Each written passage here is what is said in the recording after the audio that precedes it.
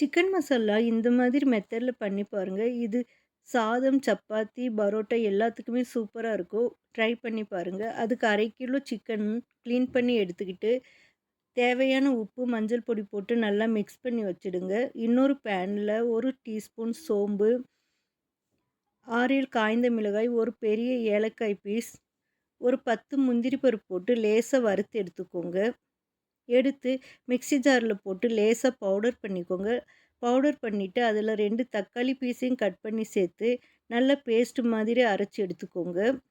இன்னொரு பேனில் oil heat பண்ணி 2 பிரிஞ்சி இலை, 3 வெங்காயத்தை பேஸ்ட் பண்ணி அதையும் சேர்த்துக்கோங்க. 2 ஸ்பூன் இஞ்சி பூண்டு விழுது, தேவையான உப்பு சேர்த்து நல்லா மிக்ஸ் பண்ணி விடுங்க. நல்லா மிக்ஸ் பண்ணி விட்டுட்டு வெங்காயம் கொஞ்சம் நேரம் வதங்கட்டும். வெங்காயம் நல்லா வதங்கினதுக்கப்புறம் அதில் தேவையான அளவு 3 ஸ்பூன் கொத்தமல்லி பொடி, 1/2 டீஸ்பூன் வறுத்த சீரக பொடி சேர்த்து நல்லா மிக்ஸ் பண்ணி விடுங்க. மிக்ஸ் பண்ணி விட்டுட்டு அரைச்ச பேஸ்ட்டையும் தண்ணி சேர்த்து மிக்ஸ் பண்ணிக்கோங்க. மிக்ஸ் பண்ணிவிட்டு சிக்கன் பீஸ் போட்டுருங்க.